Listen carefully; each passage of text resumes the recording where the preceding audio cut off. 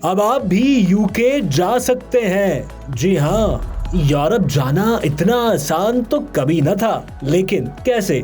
इसके लिए आपको ये पूरी वीडियो देखनी पड़ेगी। मैट्रिक का स्टूडेंट जो है वो यूके भी जा सकता है। 1500 स्टूडेंट्स बाहर भेज चुके हैं। यूके में 1 ईयर डिग्री प्रोग्राम है, उसके बाद आपको वर्क परमिट मिल जाता है, गारंटेड वर्क परमिट है।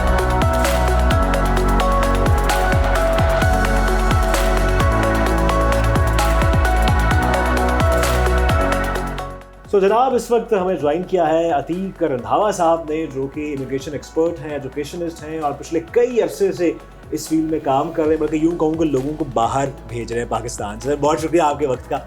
पहले तो बताइएगा कि कितना अरसा हो गया आप इमिग्रेशन फील्ड से मुंसलिक हैं और एजुकेशनिस्ट भी हैं? इस फील्ड को मैंने फिर ज्वाइन किया, अरसा कोई 6-7 साल हो गए हैं। ठीक है, फिर आप एजुकेशनिस्ट तो पुराने हैं, लेकिन इस फील्ड में अपनी कंपनी शुरू की, फिर आप जी अल्हम्दुलिल्लाह जी अपना इदारा शुरू किया आरजे कंसल्टेंट्स के नाम से। ठीक है, अच्छा मुझे बताएंगे, अब तक अगर मैं आपसे पूछूँ कि कितने लोगों को आप बाहर भिजवा चुके हैं, कोई नंबर याद है? याद रखते हैं वैसे? अल्हम्दुलिल्लाह करियर में जब से इस फील्ड से हैं तो मोर देन 1500 स्टूडेंट्स जो हैं वो अल्हम्दुलिल्लाह और बाहर भेज चुके हैं। ठीक है, अच्छा यूनाइटेड किंगडम, यूके, बरतानिया जिसको हम कहते हैं, वहाँ पे लोग क्यों जाना चाहते हैं इतनी बड़ी तादाद में? बाकी मुल्क भी तो हैं, यूके ही क्यों आखिर? यूके के हवाले से अगर बात करें तो यूके में पहले तो एक जो आपके एकेडमिक्स हैं इसके ग्रेड्स लो भी हों तो यूजुअली चल जाता है, काम चल जाता है। मसलन यूरोप है, जर्मनी है या यूएस है, 3.2, 3.5 CGPA से ऊपर, या कनाडा भी इवन बड़ी अच्छी प्रोफाइल और जिनमें गैप वगैरह कम हो वो एक्सेप्ट करती है। अच्छा। यूके का एक अच्छी बात ये है कि यूके 7 to 8 ईयर्स का, 10 ईयर्स तक का भी मैक्सिमम गैप एक्सेप्ट कर लेता है। फर्दर देखें, कॉस्ट इफेक्टिव भी है। अच्छा। यूके अगर कॉस्ट के हवाले से देखें तो 32 लाख तक तकरीबन आप कह लें कि जिसमें हेल्थ इंश्योरेंस, एम्बेसी फी, आप कॉस्ट इफेक्टिव कह रहे हैं। जी ये बाकियों की निस्बत ये बहुत ज़्यादा कॉस्ट इफेक्टिव है। द रीज़न कनाडा में सिर्फ जो आपका ब्लॉक अकाउंट है वो 30-32 लाख तक चला जाता है। फिर ऑस्ट्रेलिया ने अच्छा, इसमें अच्छी बात यह है कि इसकी डिग्री 1 ईयर की है। बाकी तमाम कंट्रीज़ में, इवन पाकिस्तान में भी 2 इयर्स डिग्री प्रोग्राम्स हैं। तो यूके में 1 ईयर डिग्री प्रोग्राम है और जो कि कॉस्ट इफेक्टिव और टाइम सेविंग है। आप जल्द अपने करियर में वापस आ सकते हैं। फिर फर्दर ये है कि कोई आपको 1 ईयर डिग्री प्रोग्राम जब आप करते हैं उसके बाद आपको वर्क परमिट मिल जाता है और गारंटेड वर्क परमिट है। अब मुझे बताएं कि मैं स्टूडेंट हूँ, मैं जाना चाहता हूँ यूके, पहला स्टेप क्या करना है मुझे, क्या लेना है? पहले तो सबसे पहले आपके डॉक्यूमेंट्स कंप्लीट होने चाहिए। ठीक है, डॉक्यूमेंट्स क्या आएगा? पासपोर्ट है आपका, ठीक है। उसके बाद आपकी मैट्रिक, इंटर, जो भी डिग्री है मैट्रिक, वो तमाम ट्रांसक्रिप्ट, उनकी डिग्रीज, और उसके अलावा आपका आईडी कार्ड। इंग्लिश में लोग आजकल, पहले तो पुराने उर्दू में चल रहे थे, अब इंग्लिश में, और वो आपको चाहिए है। कुछ लोगों ने पासपोर्ट पहले का बनाया होता है, तो 6 मंथ एटलीस्ट को स्टार्ट डेट तक वैलिड हो, तो आफ्टर 6 मंथ वैलिड होना चाहिए पासपोर्ट। उसके बाद आप एडमिशन अप्लाई करेंगे डिफरेंट मोर देन 2-3 यूनिवर्सिटीज़ के अंदर आप। अच्छा, और ये यूनिवर्सिटी है कि अपने तौर पे करें या किसी एक्सपर्ट के पास जाए? एक्सपर्ट है। अब स्टूडेंट ने सिर्फ एक वीज़ा अप्लाई करना है ना जी। अब हम लोग डेली बेसिस पे सैकड़ों के हिसाब से स्टूडेंट्स को डील कर रहे होते हैं, और चलें थाउजेंड्स के हिसाब से साल में हम भेज रहे होते हैं स्टूडेंट्स को। तो ऑब्वियसली यूनिवर्सिटीज़, उनकी रिक्वायरमेंट्स, उनके एक्सपीरियंसेस, एम्बेसी इंटरव्यू बड़ा एक इंपॉर्टेंट चीज़ है। तो एम्बेसी आपसे क्या पूछ रही है, आपने क्या बताना है और क्या रिक्वायरमेंट्स हैं, बेसिकली वो क्या सुनना चाह रहे हैं। तो जेनेरिक आंसर देते हैं, स्पेसिफिक नहीं होते हैं। बहुत सारी चीज़ें इसमें मैटर करती हैं जो कि एक एक्सपर्ट जो है वो गाइड कर सकता है बेहतर तरीके से। अच्छा, मुझे बताइए कि कितने पैसे आपके पास हों तो आप यूके जा सकते हैं? सिंपल सादा सवाल है। देखें जी, 30 to 35 लाख हो तो एक एवरेज। अच्छा, इसमें भी मैं दोबारा से रिपीट कर देता हूँ, 30 से 35 लाख। 30 से 35 लाख। और उसमें कम फी वाली यूनिवर्सिटीज़ भी हैं जिसमें इनिशियल डिपॉजिट 2000 है, 1000 वाली यूनिवर्सिटी भी है। अच्छा, जस्ट 1000 आप इनिशियल डिपॉजिट कराएं, बाकी आपने वहाँ जाके ऑब्वियसली पे करने होते हैं। तो हमारे पास 2000, 1000, 3000 पाउंड्स वाली यूनिवर्सिटी है, उनका तो बजट आपका 20 से 25 लाख का है, 18 लाख का, 20 लाख का, 25 लाख। और फिर जाहिर है उसने कोई वहाँ पे अकोमोडेशन, लिविंग, कुछ ट्रैवलिंग, उसने वो सारा कुछ करना। इसलिए मेरी ये सजेशन होती है स्टूडेंट को, कम फी वाली यूनिवर्सिटी सेलेक्ट करें। ठीक है।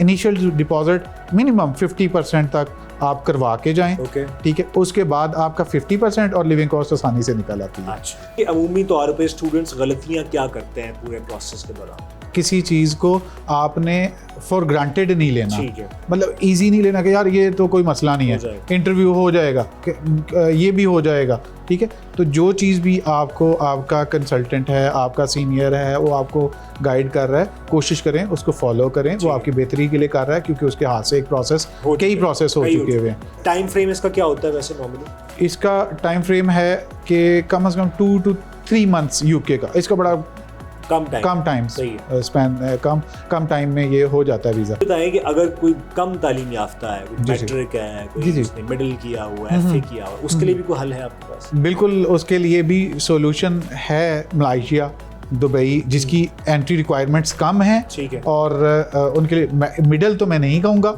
मैट्रिक का स्टूडेंट जो है वो यूके भी जा सकता है। वहाँ जाके स्टूडेंट्स जो हमारे पाकिस्तानी करते हैं कि वो शादी की तलाश में होते हैं, तो ये हर बार अभी तक चल रहा है वहाँ? पहले तो उन्होंने डिपेंडेंट वीज़ाज जो हैं वो ख़त्म कर दिए हैं, जो मास्टर्स की बेस पे डिपेंडेंट वीज़ाज थे वो ख़त्म हो गए।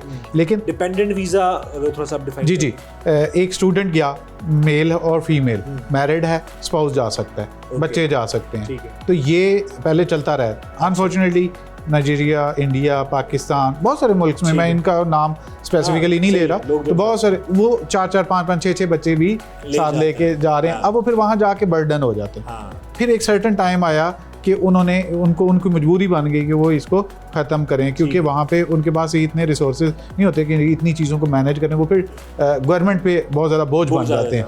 दैट्स वाई उन्होंने वो इसको क्लोज कर दिया। अब वो समझते हैं, अब उन्होंने जो यूनिवर्सिटीज़ जो ऑफ़र कर रही हैं, जो अभी भी ग्रंटेड जो है जा सकते हैं, स्पाउस के साथ जा सकते हैं, बच्चों के साथ जा सकते हैं, वो हैं रिसर्च डिग्रीज। जैसे मास्टर्स, 1 ईयर का मास्टर्स, 2 इयर्स का मास्टर रिसर्च में, ठीक है, वो जिसमें बर्मिंघम सिटी यूनिवर्सिटी है, उसमें ग्लॉस्टरशायर यूनिवर्सिटी है। उसके लिए आपकी कम से कम तालीम ग्रेजुएशन होती है, BS। अच्छा, तो ये भी बताइए कि एज लिमिट का भी बताइए कि एज लिमिट क्या है? मैंने अपने करियर में 50 इयर्स के स्टूडेंट को भी भेजा है और 20 इयर्स गैप्स के साथ भी भेजा है। अच्छा। और I have evidence and proof. अच्छा। और अभी भी मेरे पास केसेस कुछ इस तरह से चल रहे हैं। अगर आप 50 साल के स्टूडेंट नहीं हैं तो ये अतीक साहब भिजवा सकते हैं। जी, उसमें ये है कि मास्टर्स डिग्री या मतलब bachelor 4 year 16 years of education आपकी होनी चाहिए। ठीक है। अब स्टूडेंट नहीं है मिसाल के तौर पर, फिर भी कोई हल है? लोग जाते हैं, कपल्स की फॉर्म में जाते हैं, फिर भी कोई इस तरह का कोई प्रोसेस है? इससे पहले चलता रहा है। अच्छा, अब नहीं? हाँ, इस तरह से मैं सजेस्ट भी नहीं करूँगा। अच्छा। देखिए, जब आप वहाँ पे शादी वगैरह, देखिए एक लीगल तरीके से पेरेंट्स को मिलवाया, या एक आप वैसे करें, सुन्नत है, जाहिर है, वो तो आप करें, कोई इशू नहीं है। लेकिन प्योरली कि जो ब्रिटिश मिल जाए और इस तरह से सारा सिलसिला का, वो थोड़ा टफ हो जाता है, हार्ड हो जाता है, आप बहुत ज़्यादा डिपेंडेंट हो जाते हैं। और बहुत सारे लोग ज़ाइलम के लिए अप्लाई कर रहे होते हैं। मैं इसको बिल्कुल कंडेम करूंगा कि ये नहीं, अब तो पाकिस्तानी गवर्नमेंट ने भी कह दी है ना कि जी अब पासपोर्ट उनका जो है वो कैंसिल हो जाएगा अगर वो असाइलम के लिए अगर आप करते हैं, तो शायद मुल्क की बदनामी होती है। एग्जैक्टली। आपने ये तो बता दिया कि वो गलतियाँ क्या करते हैं, ठीक है। उनके जहन में क्या होता है कि मतलब हम जाएंगे आपके पास, किसी एक्सपर्ट के पास जाएंगे, तो अगले दिन हम यूके होंगे, वो क्या उनके जहन में ख्वाब क्या होते हैं उनके? बेसिकली ना, हम अक्सर ये कह रहे होते हैं कि बीइंग कंसल्टेंट हमने कोई 1000 स्टूडेंट को या 500 स्टूडेंट को देखना है एट ए टाइम, एक इनटेक में 500,000 स्टूडेंट को देखना है। वो उसने सिर्फ अपना प्रोसेस देखना है। हाँ। उसको सुबह दोपहर शाम सोते जागते यही ख्याल है कि मैंने यूके कैसे जाना है, कब जाना है, कैसे जाना है, तो वो फिर जल्दबाजी करते। Haste always makes waste. एक प्रोसेस है, उस प्रोसेस ने अपने टाइम पे कंप्लीट होना है। 2.5 से 3 मंथ मिनिमम एक प्रोसेस लेता है। अच्छा, इसमें जो टाइम कंज्यूमिंग चीज़ है वो क्या है? बच्चे का टेस्ट इंग्लिश का, जाहिर है 4 to 6 वीक्स लगते हैं उसको प्रिपेयर करने में। अगर वो बैंड 6 लेना चाहता है, 4 to 6 वीक्स उसको प्रिपरेशन करनी है। ठीक है। और फिर टाइम उसका मिलना भी 1 वीक 2 वीक्स उसके वो लग जाते हैं। फिर एक और चीज़ है बड़ी डिफरेंट, इसकी बैंक स्टेटमेंट यूके को 1 मंथ की मैच्योर चाहिए होती है। ठीक है। बैंक स्टेटमेंट की आपने बात की, बैंक स्टेटमेंट का मतलब क्या, कितने पैसे आपके अकाउंट में होने चाहिए जो आप बैंक स्टेटमेंट तस्वुर करते हैं? ये वेरी करता है। कुछ यूनिवर्सिटीज़ के लिए 55 लाख, कुछ के लिए 60, 55 to 75 लाख तक बैंक स्टेटमेंट रिक्वायर्ड होती है एवरेज। जब आप इमिग्रेशन आपकी हो गई, आप वहाँ चले जाते हैं, उसको वो आपकी ही अमाउंट है, ऐसी है। जाहिर है वो ब्लॉक अकाउंट नहीं है यूके में, वो आप किसी भी वक्त विड्रॉ कर सकते हैं। ऐसा भी होता है ना कि लोगों ने इधर उधर से पकड़ के जी इकट्ठे की होती है जस्ट टू शो के मेरे पास इतने बैंक स्टेटमेंट और उन्हें वो वापस करने होते हैं, तो उस सिलसिले में तो फिर हमें वैसे भाई आपकी बात बिल्कुल ठीक है, लेकिन ऐसा स्टूडेंट फिर वो ना अक्सर स्टूडेंट कंप्लेन कर रहे होते हैं। अच्छा। कंप्लेन ये कर रहे होते हैं कि यार इतने हालात बड़े ख़राब, माजरत में शायद मुझे नहीं सही है, तो हालात तब ख़राब होते हैं जब आप कुछ भी बैकअप रख के नहीं जाते हैं। ठीक है। रेशो क्या होती है आपकी मेल और फीमेल की यहाँ पे जब स्टूडेंट्स आते हैं, ज़्यादा पाकिस्तान की बात की जाए? देखिए बड़ी मज़े की इसमें ना फिगर्स है मेरे पास। जब तो लग रहे थे डिपेंडेंट वीज़ा, ठीक है, तो फीमेल की रेशो बहुत ज़्यादा थी। अच्छा। क्योंकि मेल अक्सर हाँ वो शादी करके या वो साथ में जा वो चले जाते थे एज ए डिपेंडेंट और बच्चे भी चले जाते थे। लेकिन अब अगर हम देखें after that particular policy change, अब मेल की रेशो ज़्यादा है। अच्छा, अब इसमें सोशल मीडिया पे हम देख रहे हैं कि कुछ पाकिस्तानी बैंक्स के हवाले से कुछ काफ़ी खबरें फेक न्यूज़ के हवाले से सामने आ रही हैं कि अगर आपकी बैंक स्टेटमेंट फलां बैंक से है तो वो एक्सेप्टेबल नहीं है। वो क्या कहानी है? बेसिकली हर साल जो यूके गवर्नमेंट है एक अपनी रिपोर्ट इशू करती है। ठीक है। उस रिपोर्ट में वो बताती है कि इतने वीज़ाज़, इतनी इतने वीज़ा रिफ्यूज़ हुए और इनकी ये रीज़न थी। उसमें से पाकिस्तानी बैंक्स हैं, उनकी जो है फेक बैंक स्टेटमेंट की वजह से इनके रिफ्यूज़ हुए। अब बेसिकली ये फेक बैंक स्टेटमेंट बैंक ने तो नहीं दी जी, ऐसी ये तो चलते फिरते अगर कोई स्टूडेंट लगा देता है तो बैंक का कोई कसूर नहीं है। ठीक है। अब तो एम्बेसी जो है वो स्टेट बैंक से रिक्वेस्ट करती है जी हमें आप वो करके दें, वेरीफाई करके दें। तो उसमें तस्वीर लगी आती है, साथ में लिखा होता है कि जी इस डेट को इतनी रकम मौजूद थी या नहीं थी, या इस डेट को ये ओपन हुआ था, वो सारी डिटेल्स होती हैं। तो बैंक कभी भी उसको वेरीफाई, अगर वो जाहिर है अगर वो फेक निकली हैं तो बैंक ने वेरीफाई नहीं की हैं तो वो फेक निकली। ठीक। तो बैंक के पास नहीं था उनका रिकॉर्ड। ठीक है। तो अगर बैंक में होती तो वो डेफिनेटली उसको वेरीफाई करते, अगर वेरीफाई होती तो जाहिर है उनका वीज़ा रिफ्यूज। ठीक है, बहुत शुक्रिया। मेरे ख्याल में बड़ा अतीक साहब ने तफसील से बता दिया है कि कैसे आपका पूरा प्रोसेस हो सकता है और कैसे आप कम टाइम में यूके जा सकते हैं। बहुत शुक्रिया।